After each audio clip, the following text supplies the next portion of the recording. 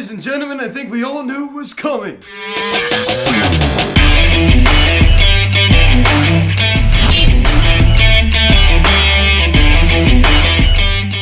Yo, what is going on, everybody? Welcome to Philly Sensitive Media, and today we're going to be talking about Major League Baseball entering a lockout, right? The owners did lock out the players last night, and this is baseball's first work stoppage since 1995. Now, guys, before we get into this video, please subscribe if you have not yet. Please turn on the bell. Please like this video, comment on this video, share this video, and let's get into this.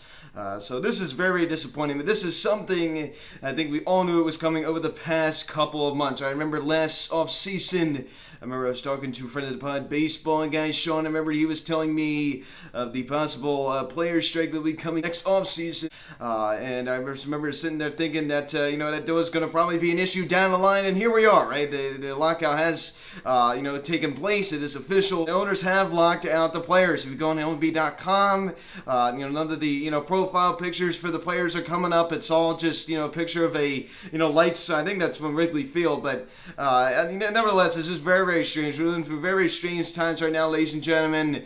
This is history. This is history, right? So, as I said, first work stoppage in 26 years. So this has been quite some time.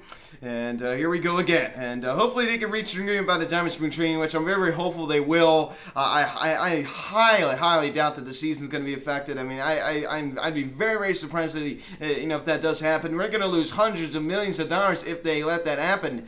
So that's why I do not think that will happen. I mean, small market teams have already come out and said that they can't even survive if that even happens. So, the delayed season or, shortened season, I think this can't survive it. So there will be a full 162 game season 2022, at least in my opinion there will be. All the baseball writers are saying there's going to be a regular baseball. It's not going to be affected. I think we all knew this was coming, but shame on them. Shame on Commissioner Manfred. Shame on Tony Carter's the head of the Players Association, the Players Association chief, I guess you could say. Shame on them. This is a deadline. It's been there since the last CBA was agreed upon.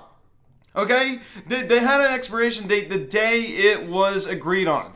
So this is not something new. This is not something that, the CBA is going to expire on December 2nd. This is something that they've known about for a very, very long time. So shame on them for not getting something done. As Charlie Morton has said, as Bryce Harper has said, there wasn't a lot of sense of urgency right now because pitchers and catchers reporting it's almost a little over 2 months away, so there isn't really much sense of urgency. Once you start getting closer to that time, then comes the pressure. Then comes the urgency to get a deal done. So I'm hopeful by the time January comes around, the new year in 2022, an agreement is reached. I'm not worried. I'm not worried. This is definitely a disappointment, but it's something we all knew what was coming. So a lockout means, just in case of those who are wondering, a freeze on trades and signings of Major League Baseball players. Now, this is very interesting. Also, another great note from friend of the pod, baseball guy Sean.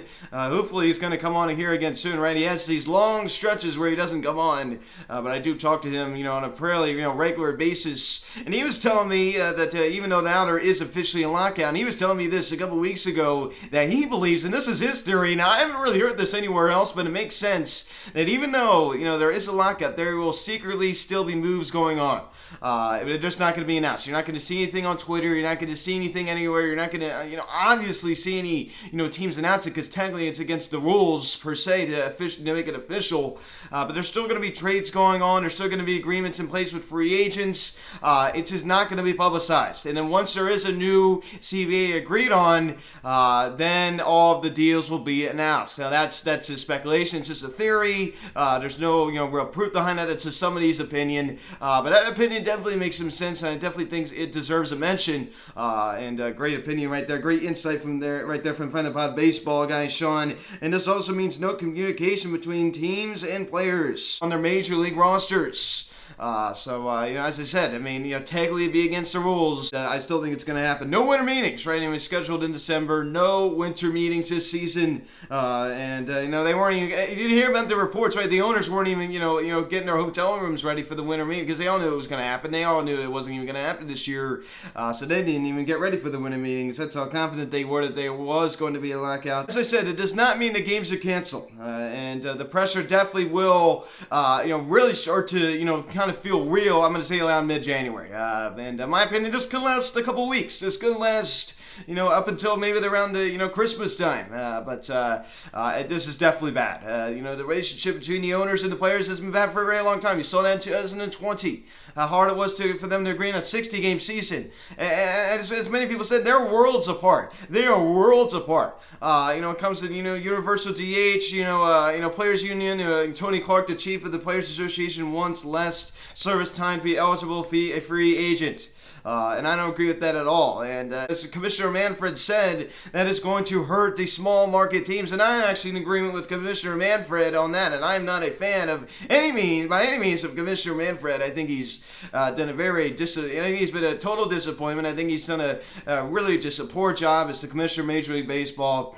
I just am not a fan of him by any means. But that's something I agree with him on. I mean, it's really just going to hurt the small market teams with some of the radical ideas coming from Tony Clark and the Players Association, and I just am not on board with it. I mean, one idea that both sides I think are kind of on agreement on, at least from what I can see, is a universal DH, and it's going to happen. DH is going to come to the National League, and that's why you're starting to see some of the National League teams start looking at guys like Nelson Cruz, a guy who's an American League guy. It won't matter anymore. It won't be any more American League guys anymore. That name won't exist. You hear that name in 20 years, you're going to think like, what's that mean? American League guy. What's that mean?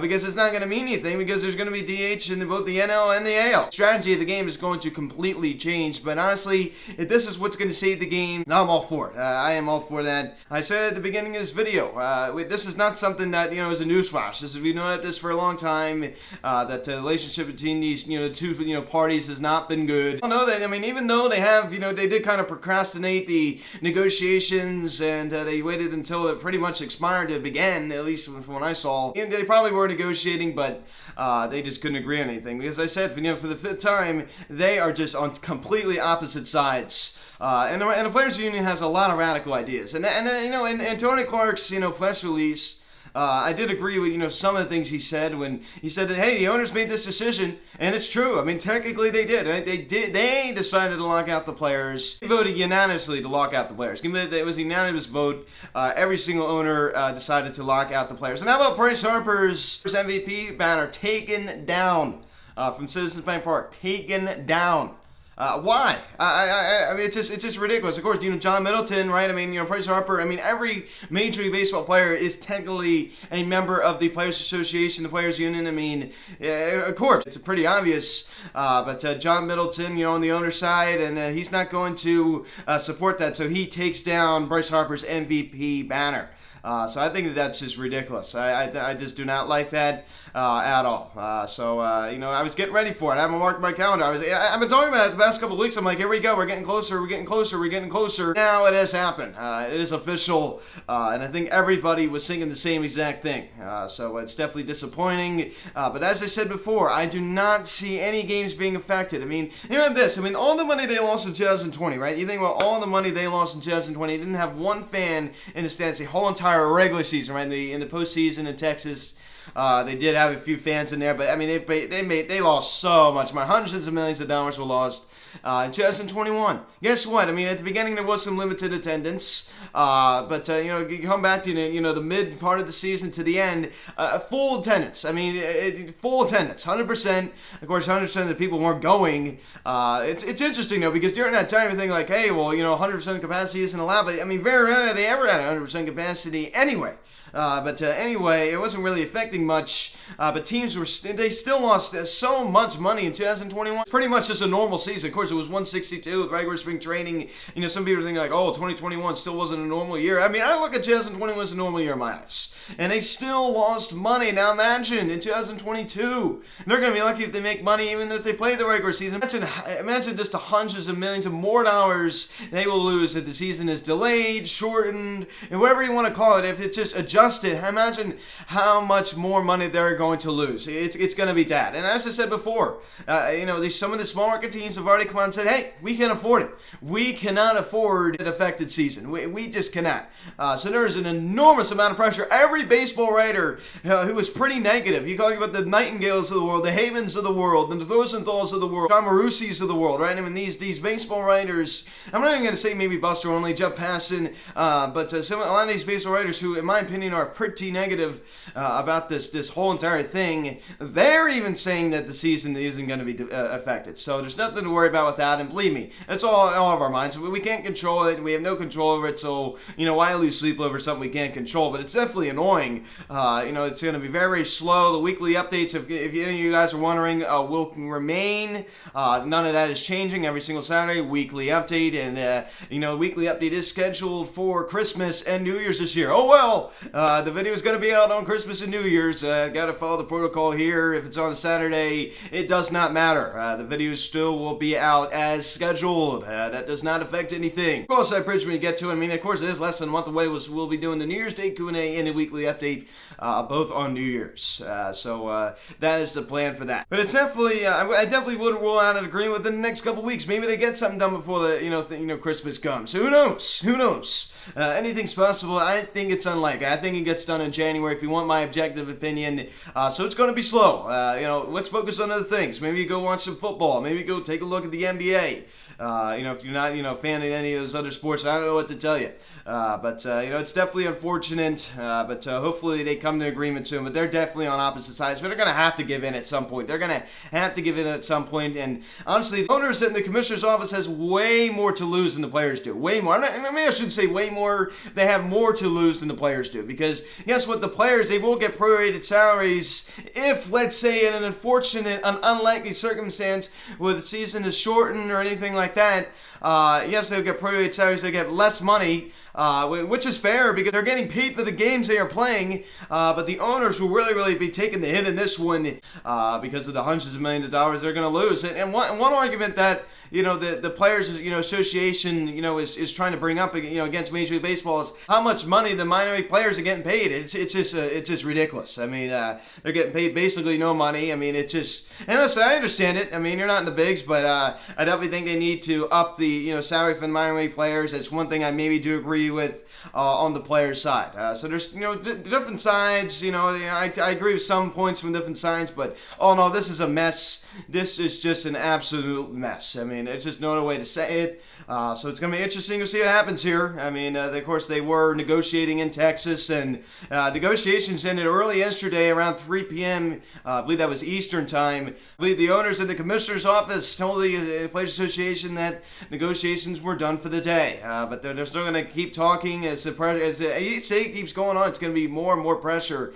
And I'm not even mentioning the money aspect. The fans are going to be so annoyed if there is any type of affected season, and they did not have Mark McGwire and Sammy Sosa to save the day like they did back in 1995. Now, this was a different story here. They don't have the big steroid users, right, to save the day this time. Of course, they do have a lot of young talent, with Shohei, Juan Soto, Fernando Tatis Jr., all these, all this youth, Vladimir Guerrero Jr., that is, really keeping the game alive, in my opinion. But it's definitely a very interesting time to be a baseball fan.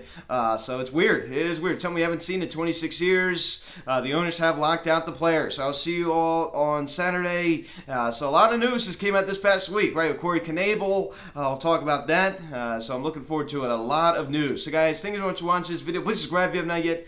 Please show engagement bell. Please like this video, comment on this video, share this video. Check out the social media link in the description section at Phillies Hands Media, Instagram, TikTok, Instagram. Call or text 267-225-3392. Email me, phillieshandsmedia@gmail.com. So I will see you all on Saturday. So guys, thanks for watching. I'm Luke, and I'll talk to you later. I'll see you guys.